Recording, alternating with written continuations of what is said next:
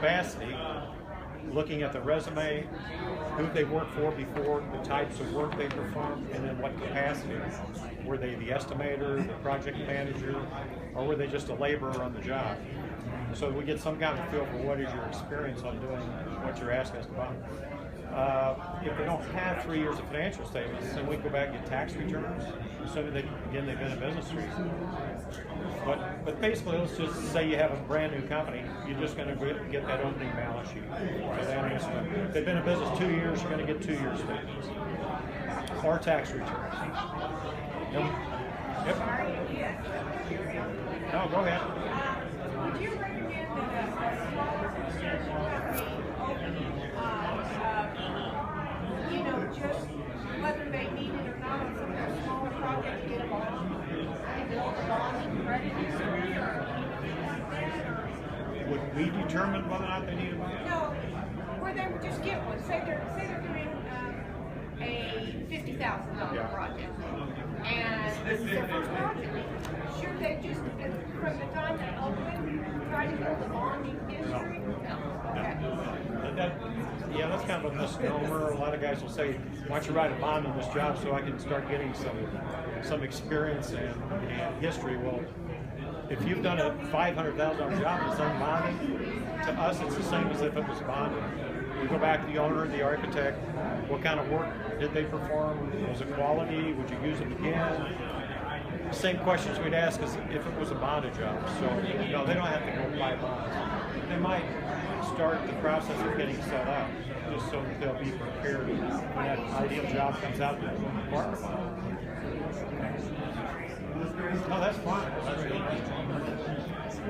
Included in the financial statement, I like to see a schedule of really open and completed jobs.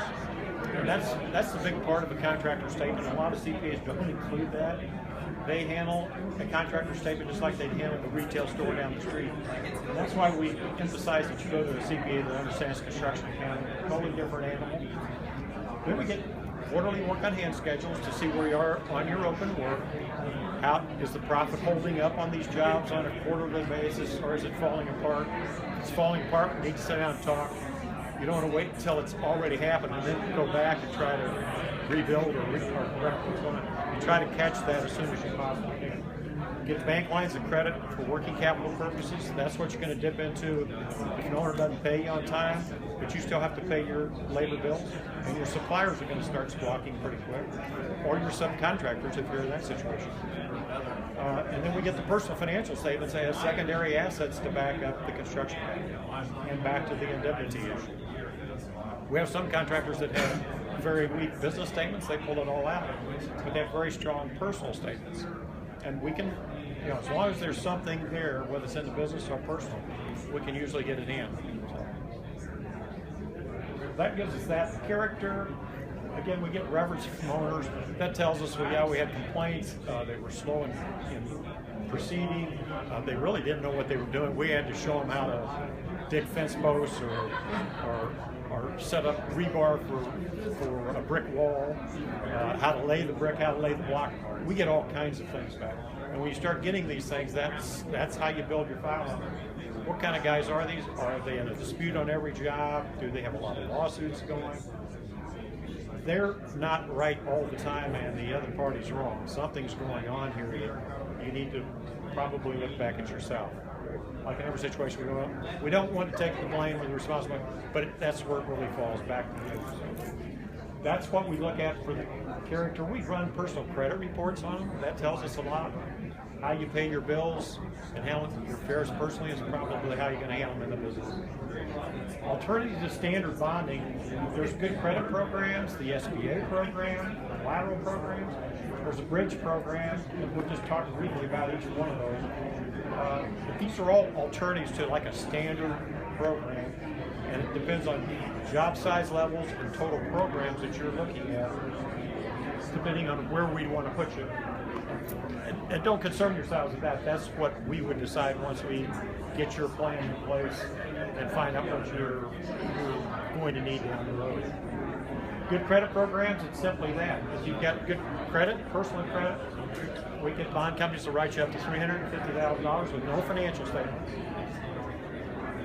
These are the restrictions, typical criteria. You have a personal credit score of 700 plus. Projects no larger than 50% larger than what you've done before. You've got closed bids. The warranty period is only 1 year. That's for materials and workmanship. Liquidated damages, so forth. Time in business, you need to be in business 2 years to qualify for that. Surety Bridge program will go up to $1.5 million. They'll do that on tax returns only, which is kind of a new concept. It used to be sureties would not look at tax returns that closely. But if they're on an accrual basis where they're picking up your accounts receivable, accounts payable, they'll do them on tax returns as long as it fits into this criteria. So that's another quick program. We're not setting you up on an ongoing program. It's just a quick BAM. What if you don't know the bid spread? Pardon me? What if you don't have a bid spread? A lot of times more bids. You don't have the bid spread? You may not know what the next guys. Yeah, if you're a subcontractor, a lot of times they won't give them out. If it's a private bid, a lot of times they won't give them out. We try our best to get what we can. Occasionally an underwriter will say, let me call the general contractor or the owner direct, and maybe they'll tell me, but they won't tell you. Sometimes we get by doing that, just have the surety underwriter call them. We don't even call, but just have the surety underwriter. But yeah, there are cases you're not going to get the business. We just have to go on the basis that you've got a good price, and we might get a breakdown of the job, your cost of materials, labor, subcontract, and what you think you're going to make on it as far as profit.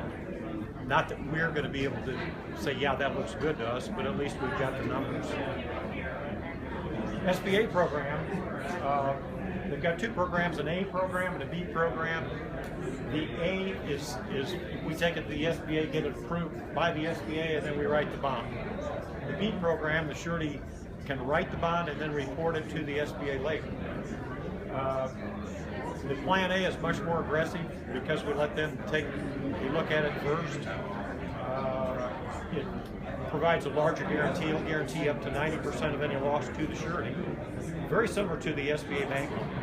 The Plan B program only guarantees 70%. So the bond company is going to be much more